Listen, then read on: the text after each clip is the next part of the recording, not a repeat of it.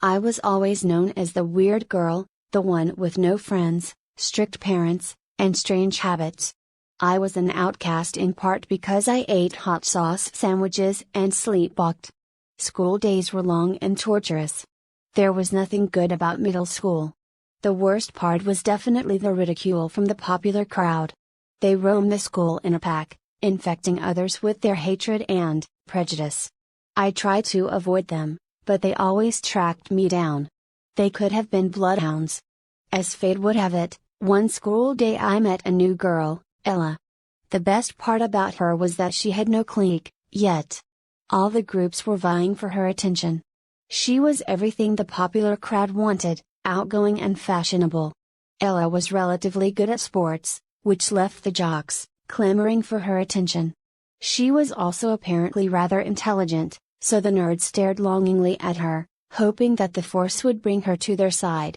However, one day at lunch, she sat down with me. At first I thought she was going to try and take my sandwich, so I smiled to myself, imagining what a surprise she'd get if she ate it. When she actually introduced herself to me, I was even overjoyed. I had made contact with a human and I still had my wonderfully delicious hot sauce sandwich. Over the next few weeks, we would become friends. Finally one day she said, "Want to come over to my house for a sleepover, Chloe?" I didn't know how to reply. I had never been asked to a sleepover before. That was something for people with friends. "Let me ask my mom," I replied, the typical answer of a 12-year-old. It took some begging and persuading for my mom to allow me to go. She kept saying that I would scare my first friend away if she found me sleepwalking in her house. I wasn't too worried about it, though. Finally, I was at my first sleepover. Ella and I watched movies, giggled and built a fort. It all seemed like something out of a movie.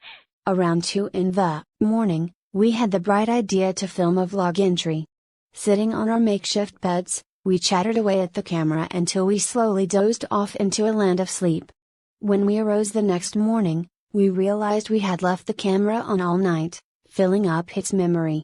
"Let's watch our vlog entry now!"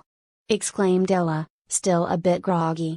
I yawned, about to agree with her, and stretched. I felt really sore, like I had been working out.